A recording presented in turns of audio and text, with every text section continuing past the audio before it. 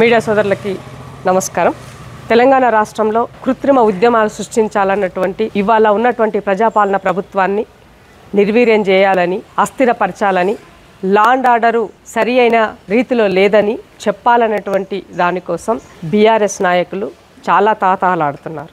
అందులో భాగంగానే మొన్న కొడంగల్లో రైతులకి సంబంధించినటువంటి వాళ్ళకి ఇవ్వాల్సినటువంటి నష్టపరిహారానికి సంబంధించిన అంశంలో కలెక్టర్ గారిని ప్లాన్డ్గా అక్కడ పిలిపించి దాని వెనుక ఉన్నటువంటి ముఠా నాయకుడు డ్రామారావు గారు ఒక ప్రజా ప్రతినిధి అయ్యుండి 10 సంవత్సరాలు ప్రభుత్వాన్ని నడిపి ఇవాళ అధికారం కోల్పోయి 11 నెలలు అవ్వగానే అధికార దాహంతో పట్నం నరేందర్ రెడ్డి ద్వారా లోకల్ బీఆర్ఎస్ లీడర్ నరేష్ అనేటువంటి వ్యక్తి తన యొక్క అనుచరులతో కలెక్టర్ గారిపైన దాడి చేయడం, అధికారులను భయభ్రాంతులకు గురి చేయడం, అలాగే కొడంగల్లు డెవలప్మెంట్కి సంబంధించినటువంటి ప్రత్యేక అధికారైనటువంటి వెంకటరెడ్డి గారిని గాయపరచడం, వీటన్నింటిని గనక గమనించినట్లయితే అసలు కేటీఆర్ గారికి ప్రజాప్రతినిధిగా ఉండే నైతిక హక్కు ఉందా అని అడుగుతున్నాను.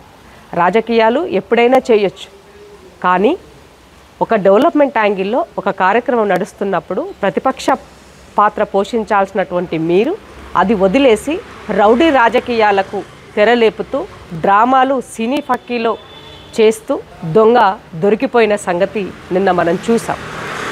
నరేందర్ రెడ్డి గారిని అరెస్ట్ చేస్తే అది కూడా నరేందర్ రెడ్డి గారిని కిడ్నాప్ చేశారని ప్రెస్ మీట్ పెట్టి బాజాప్తా మాట్లాడినటువంటి దగుల్బాజీ సిగ్గుమాలిన నాయకుడు కేటీఆర్ గారు. కేటీఆర్ గారికి ఏ మాత్రమైనా కూడా అందుకనే లీడర్ అనేవాడు క్షేత్రస్థాయిలో గ్రౌండ్లో ప్రజల నుంచి రావాలి. నాయన ద్వారానో వారసత్వం ద్వారానో లీడర్లు అయితే గిట్లనే ఉంటుంది మరి. కాబట్టి తెలంగాణ సమాజం గమనిస్తుంది ప్రతిదీ కూడా. ఏ మాత్రం కేటీఆర్ గారికి కొంచెం కూడా పశ్చాత్తాపం లేదు ఈ విషయంలో. సంఘటన జరిగిన వెంటనే కనీసం ఆ దాడిని ఖండిస్తుందని కూడా మాట్లాడకుండా ఢిల్లీ వెళ్ళి ప్రెస్ మీట్ పెట్టి ఆయన ఉన్నటువంటి ఆకాస్త గౌరవాన్ని కూడా పొడగొట్టుకున్నాడని చెప్పాల్సిన అవసరం ఏర్పడింది. పట్నం నరేందర్ రెడ్డిని అరెస్ట్ చేసిన తర్వాత ఆయన బుకాయించే ప్రయత్నం చేస్తే పోలీస్ వ్యవస్థ తన యొక్క పూర్తి ప్రాథమిక విచారణ నేపథ్యంలో ఆ ఏరియాలో ఉన్నటువంటి వాడినటువంటి ఫోన్ నెట్వర్క్ ద్వారా ఎవరెవరు ఎక్కడి నుంచి కాల్స్ వెళ్ళాయి, ఎవరెవరితో మాట్లాడారని తీసినటువంటి ఫోన్ రికార్డ్ని నరేందర్ రెడ్డి గారి ముందు పెట్టినప్పుడు ఆటోమేటిక్గా ఒప్పుకోవాల్సిన పరిస్థితి ఏర్పడింది. కాబట్టి దీని వెనక పూర్తిగా ఈ దాడి వెనక అధికారుల దాడిపైన జరిగినటువంటి దీని వెనక పూర్తిగా కేటీఆర్ గారు ఉన్నదన్నది సుస్పష్టమైంది. కాబట్టి డీజీపీ గారు ఎందుకు తాత్సారం చేస్తున్నారు, ఇప్పటి వరకు ఎందుకు కేటీఆర్ గారిని మీరు అరెస్ట్ చేయలేదని అడుగుతున్నాను నేను. ఈ ప్రభుత్వాన్ని అబాసుపాలు చేస్తూ ఈ కాంగ్రెస్ పార్టీని పూర్తిగా పొద్దున్న లేస్తే దుమ్మెచ్చిపోతున్నటువంటి కేటీఆర్ గారు దొంగగా దొరికినప్పుడు ఆ దొంగని ఎందుకు ఇంతవరకు మీరు పట్టుకోలేదని అడుగుతున్నాను. ఒక కామన్ మ్యాను తప్పు చేశాడో లేదో తెలియక ముందుకే పోలీసు వాళ్ళు అత్యుత్సాహపరుస్తారు కదా. మరి ఇవాళ కేటీఆర్ గారు డైరెక్ట్గా ఉన్నాడని ఫోన్ రికార్డులో నువ్వు చెయ్యి నేను చూసుకుంటానని చెప్పినటువంటి వ్యక్తిని ఇప్పటి వరకు ఎందుకు అరెస్ట్ చేయాలని అడుగుతున్నాను డీజీపీ గారిని. ఏం భయపడుతున్నారా? భయపడుతుందా పోలీస్ వ్యవస్థ అని అడుగుతున్నాను నేను. చట్టం తన పని తను చేయాల్సిన అవసరం ఉంది. చట్టం ఎందుకు ఇంకా ఇంతవరకు స్పందించలేదని అడుగుతున్నాను నేను.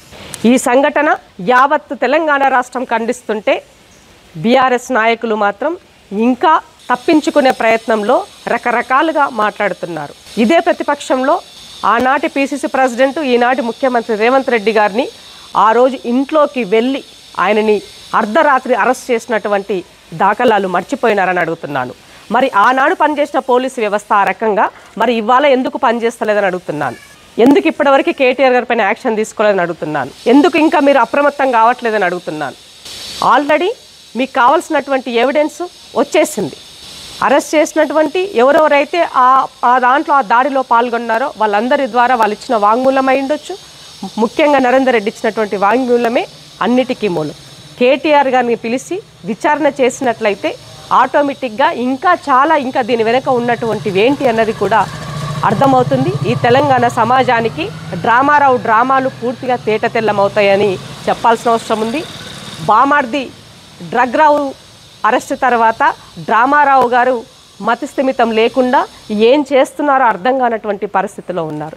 కాబట్టి కేటీఆర్ గారు మీకు ఈ రాష్ట్రంలో రాజకీయాలు చేసే నైతిక హక్కు కోల్పోయినారని సందర్భంగా గుర్తు చేస్తూ పార్టీకి ఒక వర్కింగ్ ప్రెసిడెంట్గా ఉంటున్నటువంటి మీకు తక్షణమే దానికి రాజీనామా చేసి ఈ తెలంగాణ సమాజానికి క్షమాపణ చెప్పాలని డిమాండ్ చేస్తున్నా.